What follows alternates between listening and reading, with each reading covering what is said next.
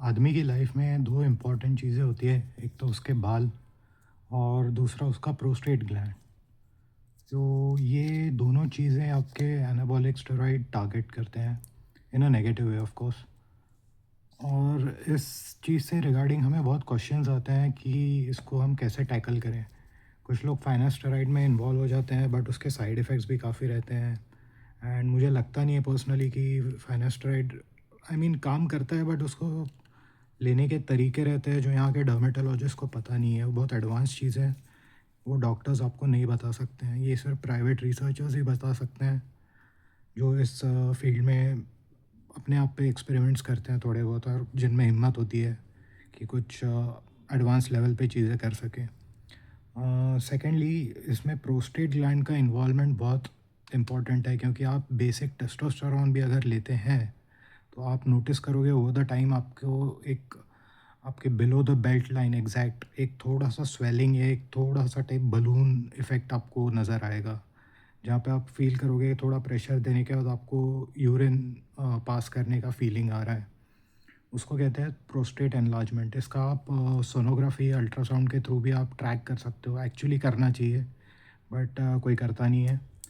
तो उसको भी टैकल करना बहुत ज़रूरी है, क्योंकि वो आपके रिप्रोडक्टिव ऑर्गन से कनेक्टेड है और वो प्रोस्टेट कैंसर भी आपको दे सकता है। प्रिटी श्योर ये काफ़ी लोगों को प्रॉब्लम होने वाली है इंडिया में, क्योंकि कोई इसको देखता नहीं है। और सेकंड हो गया। थर्ड, ये हमारे DW चैनल पे क्वेश्चंस बहुत आते हैं कि T4 और T3 लेने के बाद उनको कुछ कोई भी ब्रांड के T3 लेने के बाद उनको कुछ headache related, heart rate related, बहुत भूख लगती है, ऐसे कुछ फीलिंग्स आते हैं। तो इसका एक्चुअली रीज़न है T3 की हाफ़ लाइफ जो होती है। अभी हाफ़ लाइफ का मतलब है कि ये आपके बॉडी में हाफ़ वैल्यू, जैसे आप 50 mcg अगर लेते हो तो इसका 25 mcg आपके बॉडी में कम होने के लिए जो टाइम लगता है वो कितना लगता है उस पे डिपेंड करता है। तो कुछ मेटाबोलाइज़ फास्ट कर देते हैं, उसकी वजह से उनको जो ब्लड में फ्लक्चुएशंस है वो काफ़ी ज़्यादा बढ़ जाते हैं। उसकी वजह से आपको ये एक चीज़ होती है हाइपोग्लाइसीमिया नाम से, जिससे आपका ब्लड शुगर कम हो जाता है। तो वो ब्लड शुगर कम होने की वजह से या फिर उसमें फ्लक्चुएशंस होने की वजह से आपको हंगर, हेडेक और हार्ट रेट जैसी इश्यूज़ आ सकते हैं। तो इसका सीधा सा सॉल्यूशन ये है कि आप लो डोज़ में एकदम T3 के साथ आप लो डोज़ में T4 भी ले सकते हो। तो इससे ये होगा कि T3 जब कम होता है आपकी बॉडी में तो T4 उसको बैकअप देता है। ये फ़ॉर्मूला हमने फर्स्ट इन द वर्ल्ड ऐसा हम ब्रांड है जो T4 प्लस T3 एक साथ दे रहे हैं। तो हमारा फ़ॉर्मूला एक्सेस हार्मोन्स में अपडेट हो चुका है। आप वो ट्राई कर सकते हैं, आप ट्राई करके फ़ीडबैक भी लीव कर सकते हैं कैसा है। और इसके अलावा आप अगर फिर भी आपको अगर हार्ट हिस्ट्री है तो मतलब लेना चाहिए नेबिवोलॉल। ये आपको फार्मेसी में इजीली मिल जाएगा। इसका आपने एकदम कम डोज़ लेना है 2.5 mg। उससे भी कम पॉसिबल में मुझे पता नहीं सकता हूँ मैं, बट 2.5 mg मुझे लगता है, जहाँ तक पर्सनल एक्सपीरियंस से, बेस्ट काम करता है। और ये आपके हार्ट को भी लॉन्ग टाइम में प्रोटेक्ट करेगा। मतलब जैसे आप एक्सरसाइज करते हो तो आपका हार्ट रेट बढ़ता है, कम होता है। फिर आप सेट्स के बीच में ब्रेक लेते हो तो फिर वापस कम ज़्यादा होता है। तो ये कम ज़्यादा होने की वजह से हार्ट पे काफ़ी लोड आता है, तो ये उससे आपको प्रोटेक्ट करेगा। और ये मतलब अगर आप नहीं भी एनहांस सेक्शन में हो, आप जस्ट नेचुरल लेवल पे बॉडी बिल्डिंग करते हो, फिर भी आपने ये लेना चाहिए। ये आपको बेसिकली कोई भी कार्डियोलॉजिस्ट, आप एक एज होने के बाद आपको लेना ही पड़ेगा, बहुत हाई डोज में लेना पड़ेगा। उससे अच्छा अभी prevention is better than cure. तो आप एज अ प्रिवेंटेटिव सप्लीमेंट इसको ले सकते हो। ये इतना मतलब ज़रूरी है कि मैं बोलता हूँ कि ये पीने के पानी में होना चाहिए। और दूसरे कुछ क्वेश्चंस आते हैं हमारे DW चैनल पे, और DW चैनल पे काफ़ी लोग एक्सेस नहीं कर पाते हैं, वो प्रीमियम सब्सक्रिप्शन ही होता है। इसलिए हमने ये यूट्यूब पे थोड़ा सा क्वेश्चन एंड आंसर सीरीज़ बनाई है। अ, तो इसके पीछे में जैसे आप देखते हैं कुछ क्वेश्चंस आते हैं, मैं एडजस्ट कर रहा हूँ कैमरा, आप देख लीजिए।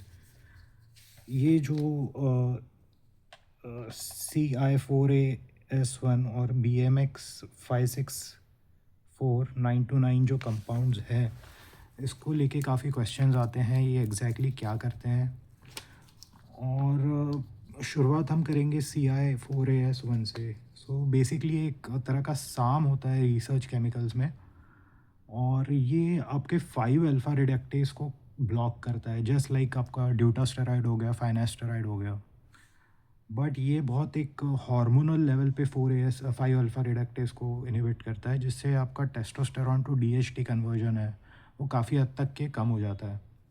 क्योंकि इसको पूरा ब्लॉक करना भी बहुत डेंजरस होता है, क्योंकि उससे अलग सेक्सुअल साइड इफ़ेक्ट्स होते हैं जो आपको फाइनास्टेरॉइड यूज़र्स में काफ़ी मिलेंगे। तो ये आपको बिना सेक्सुअल साइड इफ़ेक्ट्स के आपका 5 अल्फ़ा रिडक्टेज मतलब आपका हेयर लाइन आपको प्रोटेक्ट करेगा। सेकेंडली, ये बोन मिनरल कंटेंट, आपके जो बोन में मिनरल कंटेंट होता है, जैसे कैल्शियम होता है, फॉस्फेट होता है, काफ़ी हद तक के आपका मतलब इसमें मैग्नीशियम भी होता है, काफ़ी सारा टाइप्स के मिनरल होते हैं। तो ये आपका जो बोन मिनरल कंटेंट है, ये मतलब काफ़ी इम्प्रूव करेगा, जो एजिंग की वजह से या फिर कांस्टेंट वर्कआउट की वजह से जो जॉइंट में आपका मिनरल चेंजेस होते हैं, उसको एक काफ़ी हद तक के फोर्टिफाई करेगा। थर्ड, इसका यूज़ है एंटी कैंसर इफ़ेक्ट। जैसे मैंने बताया, ये टेस्टोस्टेरॉन आप मतलब बहुत से बॉडी बिल्डर्स, अब इनको नॉलेज नहीं है शायद, मजाक में टेस्टोस्टेरॉन या एनाबॉलिक्स में इन्वॉल्व हो रहे हैं। इसका आपको लॉन्ग टर्म में बहुत आप कोई भी ब्रांड यूज़ करो, आपको मतलब एक इसका अगर आप बिना शील्ड के यूज़ कर रहे हो, आपकी कैंसर रिस्क बहुत बढ़ जाती है। तो इसको शील्ड करने के लिए मतलब मैं सारे कैंसर्स की तो गारंटी नहीं ले सकता हूँ, बट प्रोस्टेट कैंसर एक जो है बहुत कॉमन है मेन में, जो नहीं भी लेते हैं एनहेंस चीज़ें, उनमें भी बहुत कॉमन है। तो इसके अगेंस्ट शील्ड करने के लिए ये जो CI4AS1 है, ये काफ़ी हद तक के एफिशिएंट है। और इसको ट्रैक करने के लिए कि आपका प्रोस्टेट हेल्थ कितना मतलब सही चल रहा है, तो इसकी दो, एक ब्लड टेस्ट मैं आपको बता सकता हूँ, प्रोस्टेट स्पेसिफिक एंटीजन जो होती है PSA, वो आप ट्रैक कर सकते हो, बट मेरे हिसाब से वो इतनी रिलायबल नहीं होती है, कोई भी ब्लड टेस्ट कभी भी रिलायबल नहीं होती है। आपको अगर इसका गोल्ड स्टैंडर्ड टेस्ट चाहिए तो आप 3D अल्ट्रासाउंड साल में एक बार ज़रूर कराएं आपके प्रोस्टेट का, और उसमें आपको पूरा इमेज दिख जाएगा कि मतलब कितना फिब्रोसिस हुआ है, कितना उस पे मतलब इम्पैक्ट पड़ा है, कितना साइज़ उसका इन्फ्लेट हुआ है। ये सारी डिटेल आपको एक 3D सा इमेज में दिखाई देगी। और दूसरी चीज़ पे आते हैं BMX 564 929। अब बोन में दो तरह के प्रोसेस होते हैं, दो तरह के सेल्स होते हैं। एक होता है ऑस्टियोब्लास्ट। ऑस्टियोब्लास्ट वो सेल है जो बोन बनाते हैं, और दूसरे टाइप के सेल होते हैं ऑस्टियोक्लास्ट। ये वो सेल होते हैं जो बोन ब्रेक करते हैं।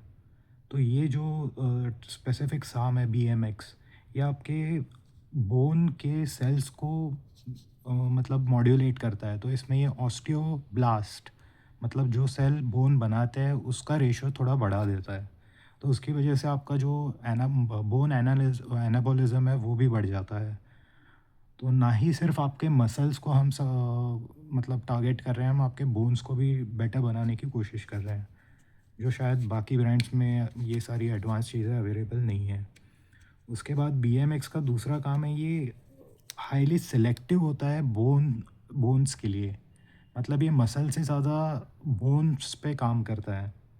तो बोन का ओवरऑल एक बाहर की जो प्रोटेक्टिव शीथ होती है, जो काफ़ी हद तक के मतलब एजिंग की वजह से या फिर हाई शुगर की वजह से डैमेज होती है ओवर द टाइम, ये उसको प्रोटेक्ट करता है, ताकि अंदर की चीज़ों में मतलब जो एक्चुअल आपके बोन का कोर होता है वो अफेक्ट नहीं होता है। थर्ड, इसका बहुत अच्छा एक इफ़ेक्ट है जो शायद मैंने रेयरली कोई साम्स में देखा है, इसका मायोस्टैटिन इनहिबिशन बहुत अच्छा है। मायोस्टैटिन बेसिकली एक हार्मोन होता है जो आपके मसल ग्रोथ को रोकता है, और इसको कुछ लोग YK11 से कम करने की कोशिश करते हैं, बट YK11 एक्चुअली इसको टोटली ब्लॉक कर देता है।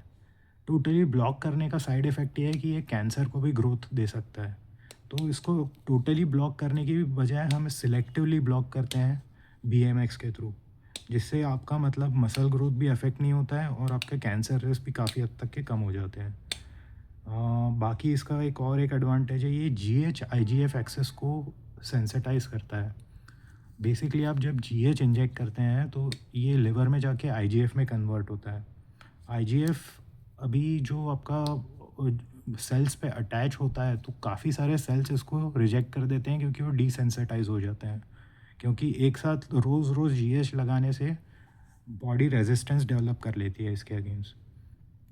तो ये उसको रेजिस्टेंस डेवलप करने के अगेंस्ट रोकता है, जीएच सेंसिटिविटी आईजीएफ सेंसिटिविटी बढ़ा देता है।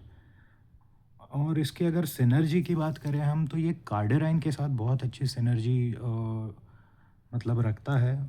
तो अगर आप कोई भी ब्लैक बुल के इंजेक्टेबल के साथ इसको कंबाइन करते हैं कार्डेराइन को, तो आपको मतलब फ़ैट लॉस और एक आपका जो मेटाबॉलिज्म, फास्ट नहीं बोल सकता हूँ मैं, बट जो मेटाबॉलिज्म आपका ऑप्टिमम रहना चाहिए वो ऑप्टिमम रहता है। तो कोई भी तरह का स्ट्रेस और फिज़िकल स्ट्रेस आपको अफेक्ट नहीं करेगा, आपके सेल्स को अफेक्ट नहीं करेगा। उसके बाद इसका एक बहुत अच्छा एडवांटेज है, ये आपकी इंसुलिन सेंसिटिविटी को मॉड्यूलेट करता है। अब इंसुलिन सेंसिटिविटी के बारे में आपने बहुत सारी बकवास सुनी होगी ऑनलाइन, HbA1c कराओ।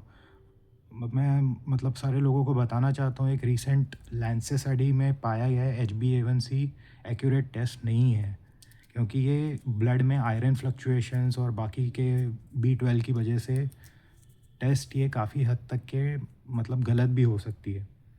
तो इंसुलिन सेंसिटिविटी के बहुत एडवांस स्टेज में मतलब अगर आप रिसर्चर्स जो टेस्ट पर रिलाई करते हैं वो पब्लिक के लिए अवेलेबल नहीं होती है।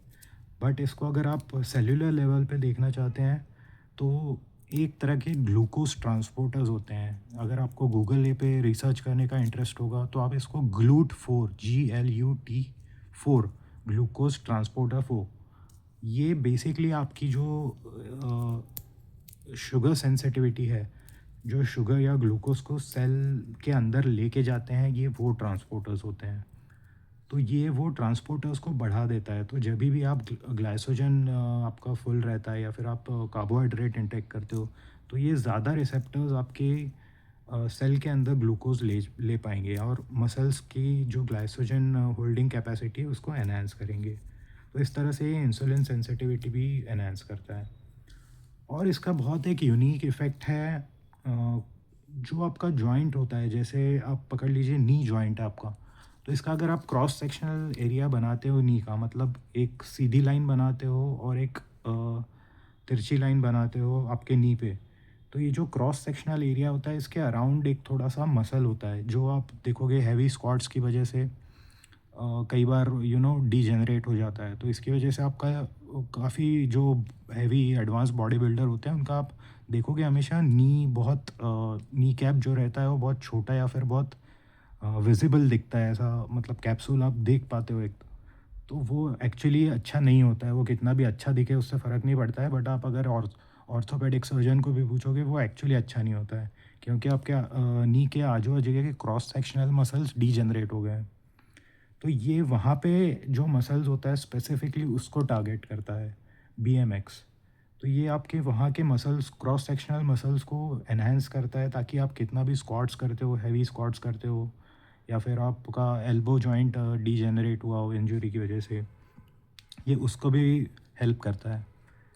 तो ये कुछ क्वेश्चंस आए थे हमको हमारे DW चैनल पे, बट DW चैनल पे सबको एक्सेस नहीं है तो हमें ये यूट्यूब वीडियो बनाने पड़ रहे हैं। शायद काफ़ी लंबा वीडियो हो गया, आई डोंट नो, बोर कर दिया होगा। बने रहिए हमारे साथ, शायद नेक्स्ट वीडियो भी आ जाए सून। Thank you.